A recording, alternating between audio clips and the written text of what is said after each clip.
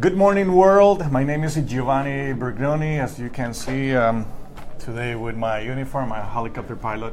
I work for the Police State Department. And today we're going to be having an update of what is going on with the power in Puerto Rico. We have, again with me, Colonel John P. Lloyd, Commander District Engineer. Welcome back. Giovanni, thanks for having me. Actually, we're using your fan page, the United States Army Corps of Engineer. And it's been passed already. We have our last interview, I think it was January 11th. Sure. It has mostly 19 days.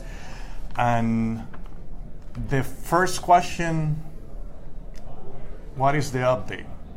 Last time we had I heard we talked about 68% of generation in Puerto Rico.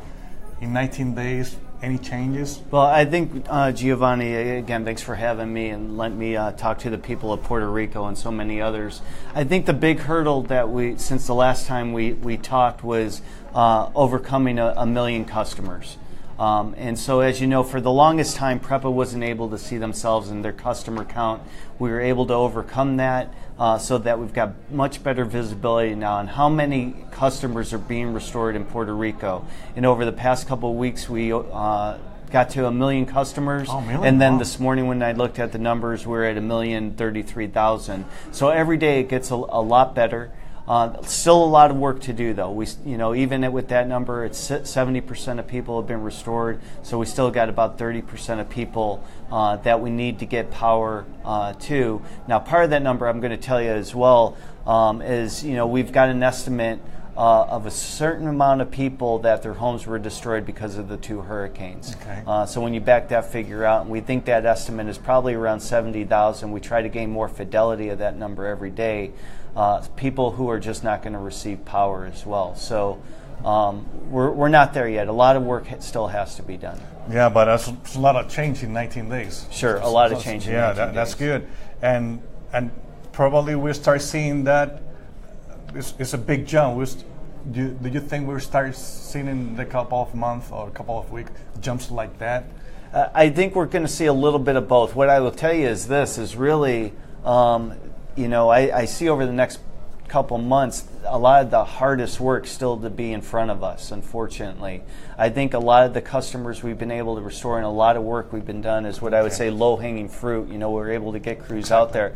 A lot of work ahead of us, though, is still in some of that very challenging terrain when it comes to transmission lines, and then a lot of very heavily hit parts of the island, especially out in the Caguas region as well.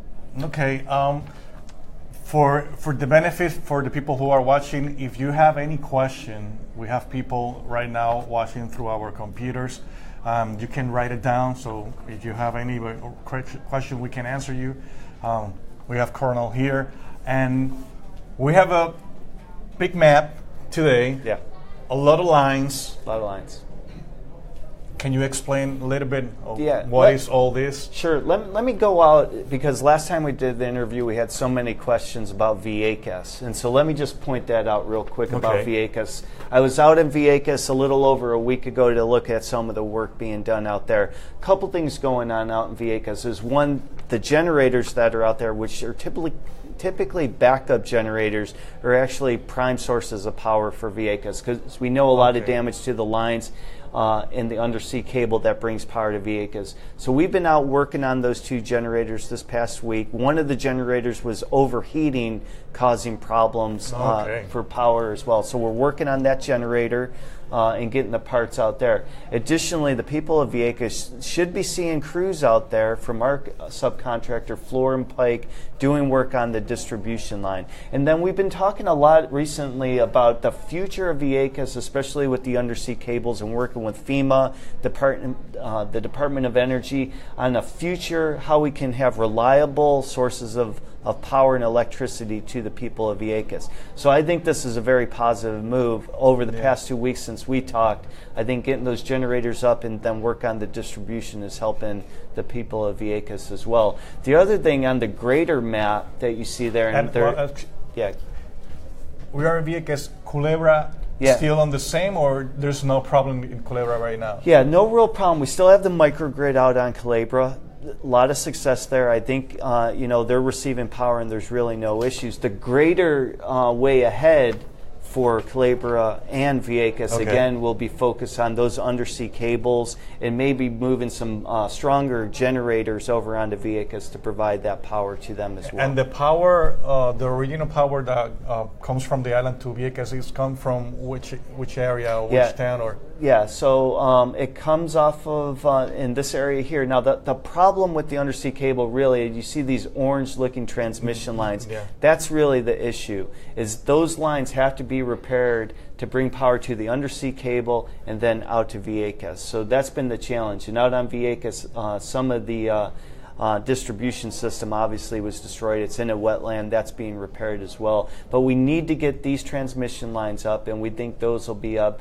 by the middle of March, those repairs to be done, and then that undersea cable be back in action. And talking about undersea, I never thought about that. The hurricane obviously moved the water also.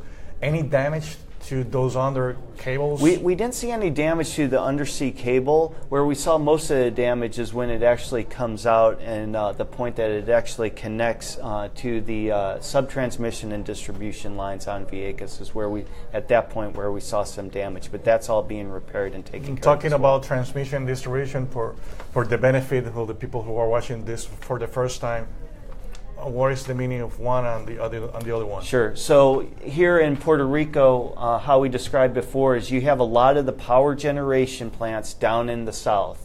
And then you have a lot of, unfortunately, the most people in the north, yeah, right? Exactly. And so you see these big lines here. That's the transmission system that moves from the green one or all the. Well, all of them. The green ones show you what's energized, green, and blue there. All transmission lines. All transmission, both 230 kV and 115, and that brings that power from the power generation plants to substations or transmission centers, and then Palo Seco. Right, Palo Seco and all that. So a lot of work, and since we talked, we've seen a lot more of the transmission system come up. I think I described before is, initially as the hurricane comes through, both Irma and Maria really take out large portions of the transmission system on Puerto Rico. And most of that, as you know from flying around, is a lot of that transmission system, very rugged, mountainous, challenging terrain to rebuild it. And we've seen recently more and more of the transmission system come up, providing stability and then some redundancy to the system as well. You talk about challenges. What was those challenges that you encountered here when you came to Puerto Rico? Well, certainly the biggest one still is material and getting material, and as the requirements for the amount of material we've needed to do the restoration has just been enormous. I mean, we're talking again over 40,000 poles, concrete, wood, metal, that all have to be manufactured, brought from the mainland here. Some of it is being manufactured here, concrete poles especially. A lot of the other components that are just specific to Puerto Rico when it comes to conductor, wire, and other things that the Puerto Rico grid system specifically has to be manufactured off the island and brought here. So that's still our biggest challenge, but it's getting better every day. We see more and more containers with that material coming in. Okay, I was going to ask you getting out to crews. I know that's the biggest concern when I talk to mayors and crews and everybody. It's always a material challenge in how we're doing, but it is getting better. Okay.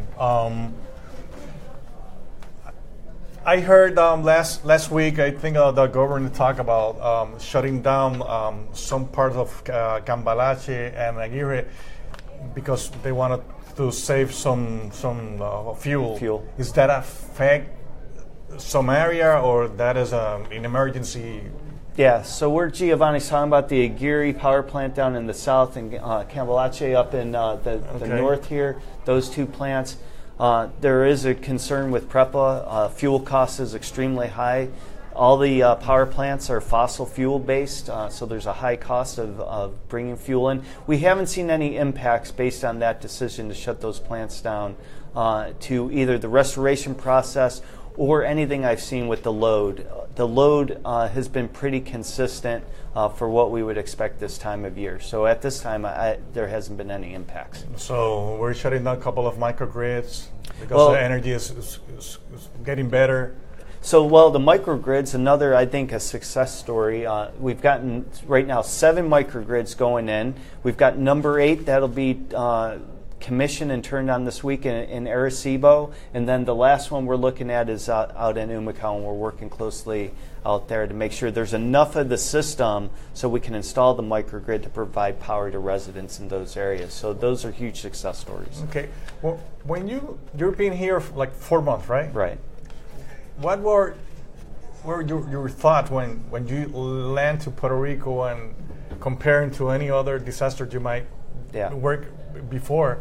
And what was your impression? Well, when you sat down with PREPA, right, and to say, okay, what is going on? What Well, was your reaction? Yeah, so even before I came to Puerto Rico, I was in the Virgin Islands, and it really is like a bomb went off. I mean, when you look at the amount of devastation that Maria caused, it's really quite unbelievable. Initially, when you flew over, all the beautiful green you see in Puerto Rico, that was gone. Everything was very brown, and all this transmission system just devastated. I'm not talking just damage, but a lot of towers and a lot of those lines are just laying down in that mountainous terrain that I described, or in the jungle. And then when just driving through the streets, I mean, when I first got here and you look at the amount of lights that were off, I mean, there was a lot of places very much in darkness. And of course, it's gotten better off time. Again, we've got a lot of work to do, both getting lights on and then a long-term restoration plan for Puerto Rico. But it does get better every day. And I do see a lot of hope and, some silver lining there. There's a lot of videos coming on through the social media. People start crying and jumping like a festival. And it's really a humbling experience, right? I've been out there on the ground in some of those neighborhoods where they get lights turned on, and it is a humbling experience to Makes see you cry that also, happen. It does. You get emotional. It's very emotional. I was out in Morovis the other day in the community, and it is an emotional experience. I mean, we've become so dependent on electricity in our lives that when you lose it, and it's been so long, I mean, I can't tell you enough about the strength of the people of Puerto Rico for enduring being without power and many other challenges they face. Because still, 103 days already. That's right. That's right. The complexity you got, I guess, in shock, saying through your mind, oh my God. How did you coordinate this? How was the process? You sat down with PREPA, there's a lot of teams coming in from the state. How's the how do you call the organigrama? How do you say that in English? Synchronization? Yeah. Sure. Well, I would say that. I mean, and you said it right. This is a team effort. I mean, not only do we have the Corps of Engineers, this is our main effort in the Corps, our number one priority. The Chief of Engineers has said that consistently. We also, we're here working for FEMA. We've got our partners from the Department of Energy, and then we've got some great teammates out of private industry as well. Investor-owned utilities that are on the ground, about 1,000 strong, supporting that. So we have a very robust team that needs to synchronize the effort. But when I first came here in October, it was really about just very late nights working with PREPA, working with many others to say, hey, what's the starting point? How do we just start to get some stability to the grid? And one of the early things we did is get stability to Palo Seco power plant and get generators out there, work on the large transmission system, get another generator out to Yabacoa, and we continue every day for really this be the focus. How do we get lights turned on for the people of Puerto Rico? That's the number one priority. That's the most important thing we can do. Focusing on, from a course perspective, in our normal mission for FEMA is about temporary emergency power and focusing on critical public facilities, those hospitals, dialysis centers, police stations, firehouses, water out of PRASA, all those areas where this has been the largest mission, Giovanni, we've done for a disaster. We've installed more generators here than we have for any other disaster before this, and we can continue to install generators where they're needed. Now, the good thing is more of the grid comes up, we're able to deinstall, so we're seeing that as well. there's more teams coming into Puerto Rico, or they stop already? No, we're working what we have right now. There's more. Over the past couple of weeks, we've seen private industry coming in from various parts of the states. That's going very well. We've spread them out throughout the island. Our contractor continues to bring more assets into the west, and then we're going to focus more attention down in the Caguas area, bringing almost 200 more linesmen into the Caguas region that they'll be seeing over the next week. Last time we talked, and I asked you that I read on the news they're gonna divide in different teams, right? To send. Well, yeah. So we continue to focus planning and do analysis and on what's coming up, where we're able to get power on, and I think what you're going to see is basically the island do this. As we get more lights on, we're going to continue to constrict, and then the real focus area is that Caguas region that was so heavily hit. There's a lot of people asking me when they stop me on the street, as soon as they did the last interview, they said, and obviously for them it's an obvious question, but they don't know what is the complexity of this, because they don't know the operation behind Sure. all this. They said if the hurricane came from like Yabucoa that only have probably 6% of light as we're talking right now, and it came all through this area, why Corps of Engineer or PREPA or whatever, they start working the light with the towns that have the most damage, and they start here and here and here? Well, I think part of that is when we get all the line priorities given to us by PREPA, and we do closely look at analysis. And I think part of it is difficult because I agree, very heavily hit down in the Caguas area as well. And you've got to look at many factors. Is one, how do we restore power to as many people as soon as possible? In some of these areas. Now, Puerto Rico, very dependent on the tourist industry, right? Exactly. Kind of a lifeblood. So you got to focus some of your attention to try to make sure some areas like Old San Juan, we want to get those on. So you can support when cruise ships come in, tourists have places to go. So that's important to the government. It's important to the economy of Puerto Rico. So you kind of got to look at all those factors. It's hard to decide because we're talking about economy and also we're talking about lives here. You're talking about all that. And every day we look at all that and those priorities. And one, again, most important is focuses on critical public facilities, hospitals, and things like that, drinking water for people. That's really where the focus is. And then getting enough crews. Now, I will tell you, it's hard for people to know, but we have well over 4,000 linesmen on the ground, and they focus throughout the entire island. Yeah. Culebra, Vieques, everywhere. They're out there. Sometimes you see more than other days, but I can assure you that you're going to see more and more crews on the ground, and we're going to get more and more lights on. It is the number one priority, and I don't want people to lose hope, and I don't want them to lose focus on that. Still, 56,000 poles we need. How many do we have already in Puerto Rico? So we ordered over 40,000. We've received about 26,000. Again, different types. They go in every day. Poles are tough. That's a lot of poles. I think a lot of people probably see pole trucks driving down the road with concrete and steel. But we're waiting for those 40,000 poles. We have 20,000. 30,000 more to come. Are we reusing some poles that they fall out to reestablish some until the new one comes on? As soon they put those old poles, they stay there, or they will replace those materials? Any material that we can reuse, we do that. You'll see linesmen go out there salvaging a lot of components of the poles. Cable, pole, insulators, transformers, anything that we can salvage and reuse right then to get lights on, we do that. Sometimes with poles, obviously, if they're broken, you can't reuse the pole, obviously, if it's that. Sometimes it's just a leaner, and the crews will come in there and stand that pole back up and get it straightened back out and ensure that it's ready to go. But, I mean, the magnitude of damage, and it's easy to see the poles, especially if you're a resident on your street. What you don't see is up in this mountainous terrain, all the towers that are down. This line right here, 5800, it's being worked by one of PREPA's contractors. This line provides power to most of the Humacao region, and one of the reasons we needed to put a generator at Yabucoa was because of this line. Giovanni, it's got 48 towers on the ground. The entire line was on the ground, and it's got to be completely rebuilt. That's going to take time to do that. I mean, you are looking, from a very fragile infrastructure here in Puerto Rico with regard to the grid to 2 hurricanes hitting it. I mean, we can't lose sight of that. In many cases, we are having to rebuild the entire grid. You said 48 damage or on the ground? On the ground. How long would it take it to stand up?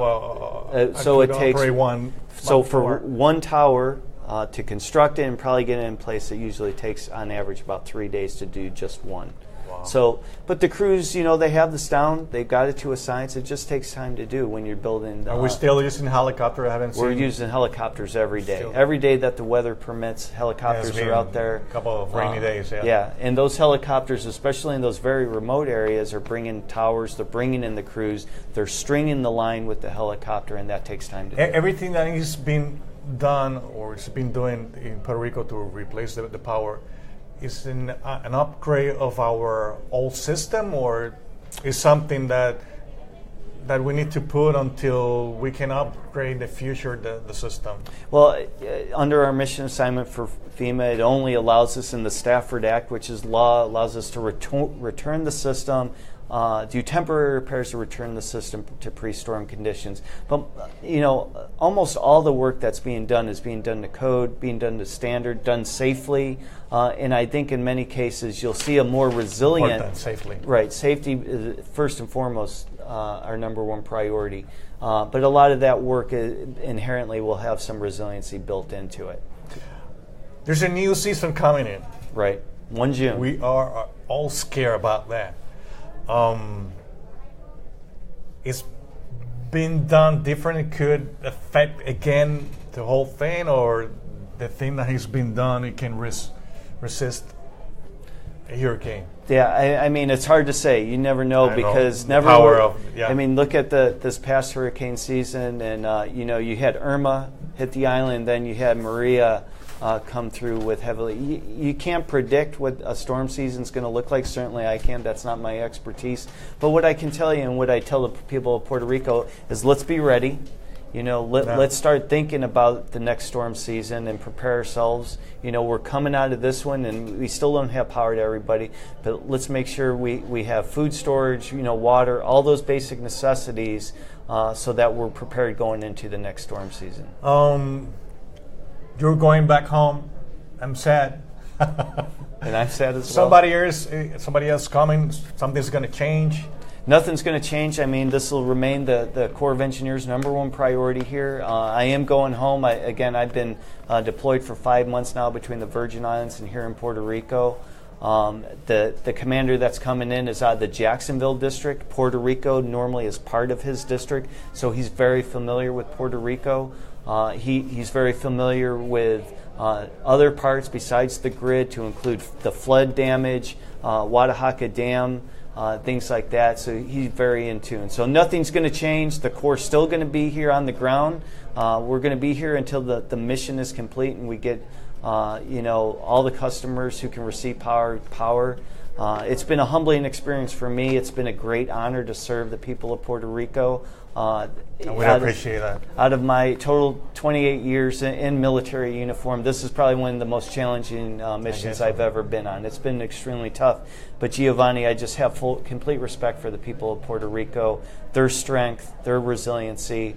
It's meant the world to me. And to so many others out of the Corps of Engineers. Those good words are for them. You can talk to them directly to the camera. Absolutely. I have one last question. I had it in my mind. I talked right now. I just went away. I was going to ask you that. What can you take from all this experience to you, from your heart? Well, yeah, I mean, again, it's been meant a world to me. It's been extremely humbling. It's, we talked about going out there in communities where they first turn lights on. I've had that experience. And you see families get lights turned back on and how much it means to kids and families and everything else. And I just can't express enough how much it's meant to be part of this mission for the people of Puerto Rico. The Corps of Engineers has been here for a long time, will continue to be here, and our focus is turning lights on for the people of Puerto Rico, and we're going to do it right. And I just want to thank everybody for letting me share and be part of the Puerto Rican community. And the last question, and the most important question, when we're going to have 95% Sure. of power in Puerto Rico? Yeah, I'm still confident, although I think the next... You said on March. Yeah, I still think by the middle to the end of March is going to be the time frame we're looking at to get that. Material still is the most challenging thing. It drives this entire operation. I think you'll still see more lights come on, but I also think we're starting to reach some very challenging parts of the restoration effort. But you know, that's what I think. I think that's what all the analysis tells us. If it's up to me, you know, I want the lights turned on yesterday for everybody in Puerto Rico. No, that's good, because you said March. When I went away that day, seeing what is going on, I said, I hope it's right. But you told me that you already have plus 1 million people having with light. That's good. And we're still on January. It's still not starting February. I think those tomorrow. I think we can make it happen for that March. You're saying that, and that's good to know, and that's why we want you to have this information, so you can have this expectation and you can make a movement if you have to, because probably you have a family member in a situation, a sick situation, that you have to move it to a hospital or a different town. But understand, if Corps of Engineers, Army Corps of Engineers had all those poles, we should have life 2 months ago, right? The whole island. Sure. I mean, if we had all the material here when we first started, this would be done and over with. But the fact is, we didn't, and we still have material coming in every day. And it's just a challenge to bring that amount of material and have it manufactured. But it is getting better, I can tell you that. All right. Colonel. Thanks, Giovanni. Thanks you for very much. You do as well. Appreciate it. You're more than welcome to come back to Puerto Rico in the future with your family and enjoy our beaches, our mountains, and the whole island. Good food also. So, people, thank you very much for being part of this transmission.